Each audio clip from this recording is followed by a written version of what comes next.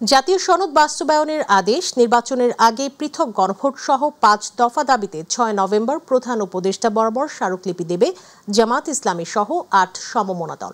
একই দিনে গণমিছিলের ডাক দিয়েছে দলগুলো। পল্টনে বাংলাদেশ খেলাফত মজলিসের প্রধান কার্যালয়ে ৮ দলের বৈঠক শেষে এই ঘোষণা দেন দলটির আমির মাওলানা মামুনুল হক। দাবি বাস্তবায়ন না হলে ১১ নভেম্বর সমাবেশেরও ঘোষণা দিয়েছেন তিনি। সংবাদ সম্মেলনে প্রশ্নের জবাবে জামাত ইসলামের নায়েবে আমির ডক্টর সৈয়দ মোহাম্মদ তাহের জানিয়েছেন, সরকারের আহ্বানে সব রাজনৈতিক দল সাড়া দিলে জুলাই সনদ বাস্তবায়নের বিষয়ে দ্রুত সিদ্ধান্তে আসা সম্ভব হবে। আর আমাদের ইসলামী আন্দোলন, বাংলাদেশ জামাত ইসলামী সহ আমরা কয়েকটি উভয় পক্ষে পিয়ার চাই। দাবি হিসাবে আমাদের উভয়কের দায়িত্ব আমরা যারা চাচ্ছি সেটা অব্যাহত থাকবে। আর যারা উচ্চ পক্ষের দাবি করছেন তার সাথে পুরো জাতির সরকারও সেটা চাচ্ছে, সেটা সেইভাবে সনদের মাধ্যমে যদি এটা গৃহীত হয়, আদেশ জারি হয়, তাহলে এটা এমনিতে বাস্তবায়ন হয়ে যাবে। তো এইটাই হচ্ছে আমাদের এখনকার স্ট্যান্ডিং। দর্শক, গণভোট নিয়ে মাহবুব সৈকতের রিপোর্টটি আমাদের হাতে এসেছে। রাষ্ট্র সংস্কারের লক্ষ্যে ফ্যাসিবাদ বিরোধী ৩৫টি রাজনৈতিক দল ও জোটকে নিয়ে দফায় দফায় সর্বমোট ৪৭ কর্মদিবস সভা করে জাতীয় ঐক্যমত্য কমিশন। বাস্তবায়নের পন্থা নিয়ে মতভিন্নতা থাকলেও গেল ১৭ অক্টোবর জাতীয় সংসদের দক্ষিণ প্লাজায় প্রধান উপদেষ্টা প্রফেসর ডক্টর মোহাম্মদ ইউনূসের নেতৃত্বে জুলাই সনদে স্বাক্ষর করেন অধিকাংশ রাজনৈতিক দল। পরবর্তীতে ২৮ অক্টোবর সংস্কার প্রস্তাবনা এবং জুলাই সনদ বাস্তবায়নের সুপারিশ প্রধান উপদেষ্টার কাছে জমা দেন ঐক্যমত্য কমিশন। এর পরপরই সুপারিশ নিয়ে দলীয় অবস্থান তুলে ধরেন প্রধানতম রাজনৈতিক দলগুলো। স্বয়ংক্রিয়ভাবে সংবিধানে অন্তর্ভুক্ত হবে, যা সম্পূর্ণ অযৌক্তিক, উদ্দেশ্য প্রণোদিত ও হাস্যকর। আগে গণভোট হওয়ার পরে নীতি সিদ্ধান্ত হবে, সেই সিদ্ধান্ত অনুযায়ী জাতীয় সংসদ নির্বাচন হবে। এমনই প্রেক্ষাপটে প্রধান উপদেষ্টা প্রফেসর ডক্টর মোহাম্মদ ইউনূসের সভাপতিত্বে তার কার্যালয়ে অনুষ্ঠিত হয় উপদেষ্টা পরিষদের বিশেষ বৈঠক। পরে এ নিয়ে গণমাধ্যমের মুখোমুখি হন উপদেষ্টা পরিষদের ৩ সদস্য। উপদেষ্টা পরিষদের সভায় ঐক্যমত কমিশনের প্রস্তাবিত জুলাই জাতীয় সনদ সংবিধান সংস্কার আদেশ চূড়ান্তকরণ এবং এতে উল্লেখিত গণভোট আয়োজন ও গণভোটের বিষয়বস্তু নিয়ে আলোচনা করা হয়। প্রশ্নোত্তর এবং লিখিত বক্তব্যে আইন উপদেষ্টা প্রফেসর আসিফ নজরুল জানান, জুলাই সনদের বাস্তবায়নের সুপারিশ নিয়ে যে সংকট তৈরি হয়েছে তার নিরসনে রাজনৈতিক দলের উপরই ভার ছেড়েছেন উপদেষ্টা পরিষদ।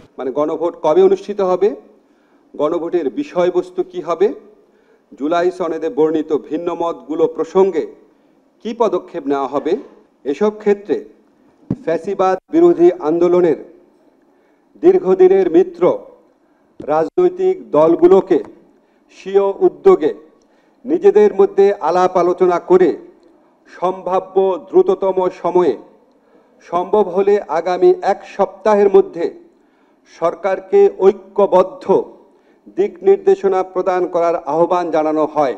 সভায় ২০২৬ সালের ফেব্রুয়ারির প্রথমার্ধে আগামী সংসদ নির্বাচন অনুষ্ঠানের বিষয়ে সরকারের সংকল্প পুনর্ব্যক্ত করা হয়।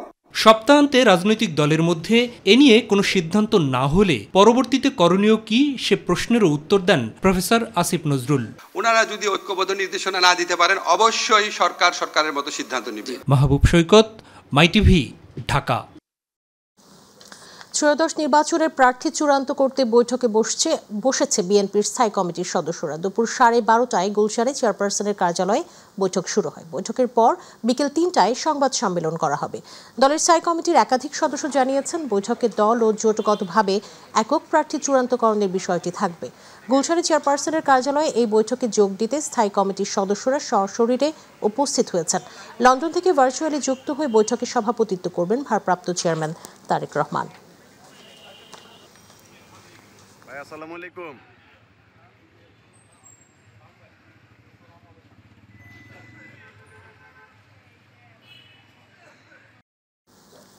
দর্শক, এই মুহূর্তে গুলশানে রয়েছেন সহকর্মী ইউসুফ আলী, সরাসরি যুক্ত হচ্ছেন আমাদের সাথে। ইউসুফ, বিএনপির স্থায়ী কমিটির বৈঠকটি চলছে আমরা জানি, এর বিষয়বস্তু কি এবং এছাড়াও আর কি তথ্য আছে আপনার হাতে?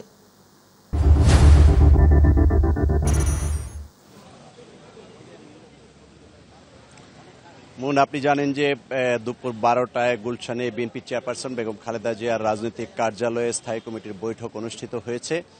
এই বৈঠকে বিএনপির মহাসচিব মির্জা ফখরুল ইসলাম আলমগীর, স্থায়ী কমিটির সদস্য ডক্টর খন্দকার মোশাররফ হোসেন, ডক্টর আব্দুল মঈন খান, মির্জা আব্বাস, গয়েশ্বর চন্দ্র রায়, নজরুল ইসলাম খান সহ সেলিমা রহমান সহ স্থায়ী কমিটির যে সদস্যরা রয়েছেন তারা এই বৈঠকে যোগ দিয়েছেন। আজকের এই বৈঠকটি অনেকটা গুরুত্বপূর্ণ এই জন্য যে এই চলতি মাসেই হচ্ছে 7ই নভেম্বর ঐতিহাসিক বিপ্লব ও সংহতি দিবস। এই দিবসটিকে ঘিরে যে 10 দিনব্যাপী কর্মসূচি ঘোষণা করা হয়েছে, সেই 10 দিনব্যাপীর কর্মসূচি কিভাবে সফল করা যায় সেই বিষয়টি নিয়ে আলোচনা হতে পারে।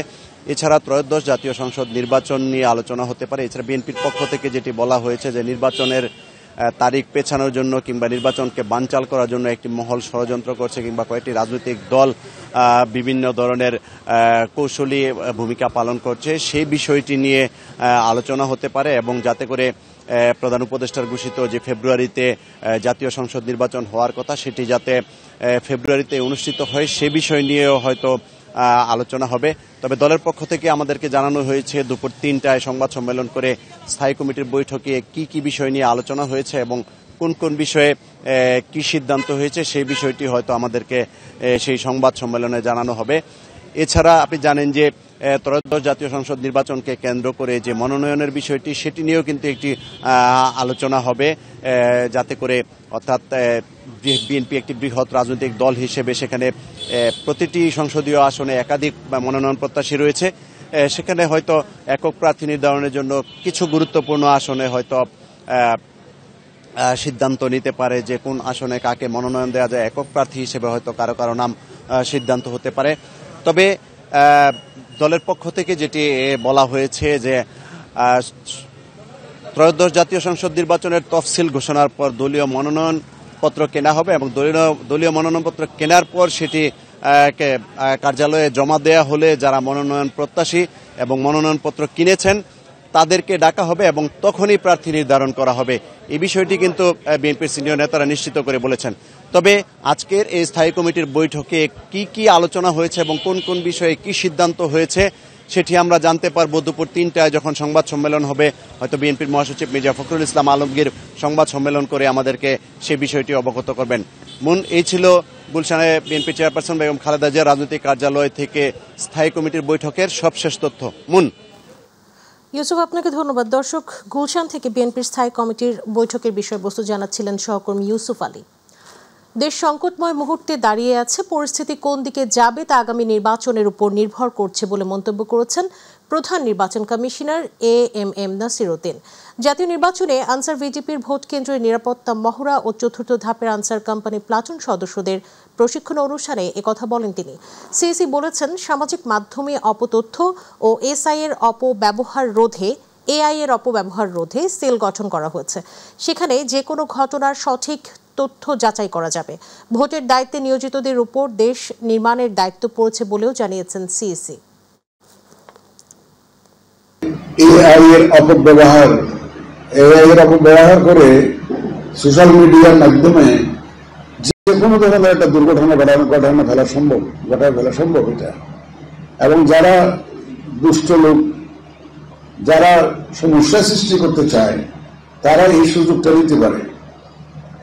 আমার বাহিনীর সদস্যদের প্রতি আমাদের অনুরোধ থাকবে যে আপনারা ব্যক্তিগত পর্যায়ে যাদের সাথে যোগাযোগ হয় এবং তাদেরকে বুঝাবেন যে কোনো একটা জিনিস সোশ্যাল মিডিয়াতে দেখলে সাথে সাথে যাতে বিশ্বাস না করে।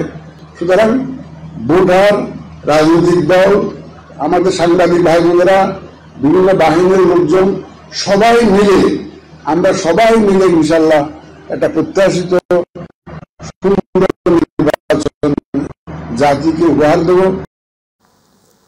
জুলাই গণঅভ্যুত্থানে রাজধানীর রামপুরায় ছাদের কার্নিশে ঝুলে থাকা আমির হোসেনকে গুলি করা সহ দুজনকে হত্যার ঘটনায় মানবতা বিরোধী অপরাধের মামলায় ডিএমপির সাবেক কমিশনার হাবিবুর রহমান সহ 5 জনের বিরুদ্ধে তৃতীয় দিনের সাক্ষ্য গ্রহণ হয়েছে। আন্তর্জাতিক অপরাধ ট্রাইব্যুনাল 1-এর চেয়ারম্যান বিচারপতি মোহাম্মদ গোলাম মর্তুজা মজুমদারের নেতৃত্বাধীন 3 সদস্যের বেঞ্চে এই সাক্ষ্য গ্রহণ হয়।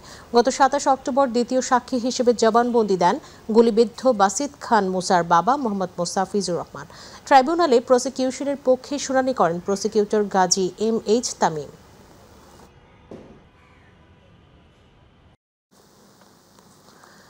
জাতীয়করণের দাবিতে জাতীয় প্রেস ক্লাবের সামনে টানা 22তম দিনের মতো অবস্থান কর্মসূচি পালন করছেন স্বতন্ত্র ইবতেদায়ী মাদ্রাসা শিক্ষকরা। আজ তাদের বিক্ষোভ কর্মসূচি পালনের কথা রয়েছে। গতকাল দুপুরে তারা যমুনা অভিমুখে লং মার্চ শুরু করলে পুলিশি বাধায় মুখোমুখি পড়েন। বিকেলে শিক্ষকদের একটি প্রতিনিধি দল সচিবালয়ে আলোচনার জন্য যায়। সেখান থেকে ফিরে এসে বিক্ষোভের ঘোষণা দেন তারা। অনুদানভুক্ত ও অনুদানবিহীন সকল ইবতেদায়ী মাদ্রাসাকে জাতীয়করণের আওতায় না নিয়ে আসা পর্যন্ত আন্দোলন চালিয়ে যাওয়ার ঘোষণা দিয়েছেন শিক্ষক নেতারা।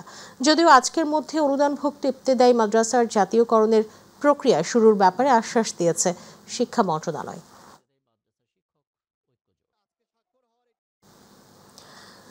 ঢাকার মেট্রো রেলের নকশায় ত্রুটি থাকতে পারে বলে জানিয়েছেন BMTCL এর ব্যবস্থাপনা পরিচালক ফারুক আহমেদ। সকালে রাজধানীর উত্তরায় মেট্রো রেল ডিপোতে আয়োজিত সংবাদ সম্মেলনে কথা জানান তিনি। ফারুক আহমেদ বলেন, দুর্ঘটনার জন্য দোষ বিয়ারিং এর নয়, যে লাগিয়েছে, যেভাবে লাগিয়েছে এবং যে বুঝে নিয়েছে তাদের। আরও জানাচ্ছেন রাকিব হাসান। রাজধানী ঢাকার একটি দ্রুতগামী গণপরিবহন ব্যবস্থা ঢাকা মেট্রো রেল 2022 সালে MRT লাইন 6-এর উত্তরা থেকে আগারগাঁও এবং 2023 সালে আগারগাঁও থেকে মতিঝিল অংশে শুরু হয় যাত্রী চলাচল। প্রকল্পটির স্থায়িত্ব 100 বছর হলেও চালুর 2 বছরের মধ্যেই পরপর সংঘটিত হলো 2টি দুর্ঘটনা। সম্প্রতি মেট্রো রেলের বিয়ারিং প্যাড পড়ে মারা যায় একজন।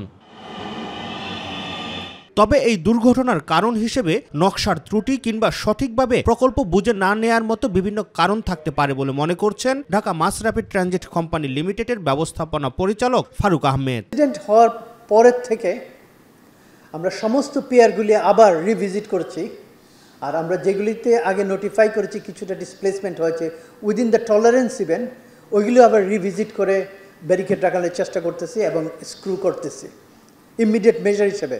বাট আমাদের আলটিমেট সলিউশন হলো রিপ্লেসমেন্ট।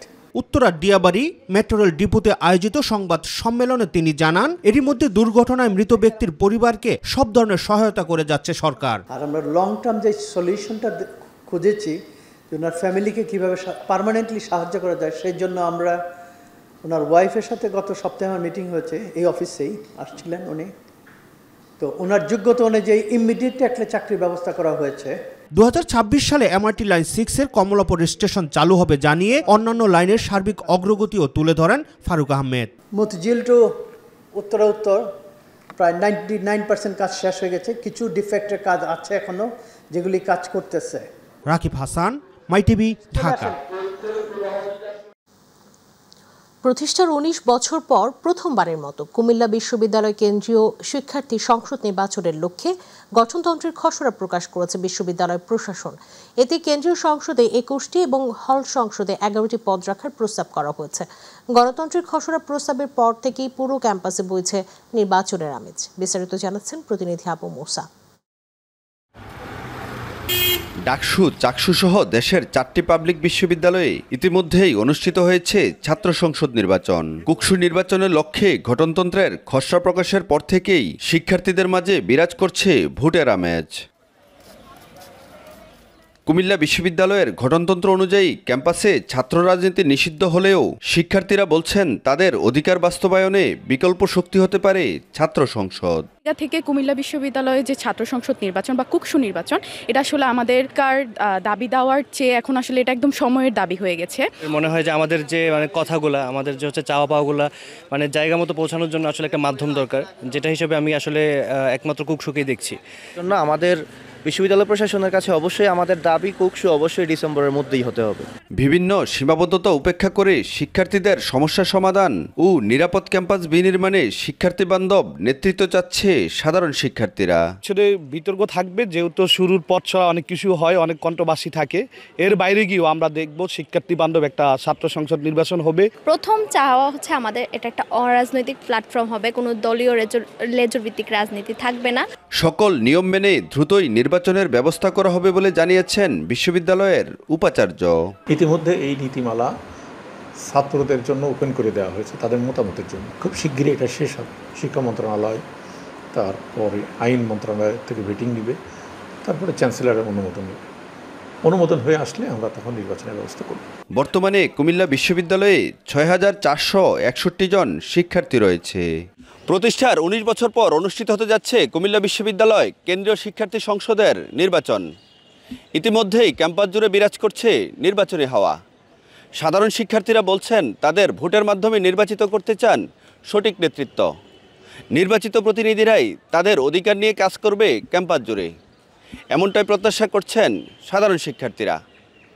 আবু মুসা, মাই টিভি, কুমিল্লা বিশ্ববিদ্যালয়, কুমিল্লা। সাতক্ষীরার আশাশুনি উপজেলার দক্ষিণ কাদাকাটি কালীবাড়ি সরকারি প্রাথমিক বিদ্যালয় ও দয়ারঘাট সরকারি প্রাথমিক বিদ্যালয়ের নতুন ভবন নির্মাণের কাজ চলছে ধীর গতিতে।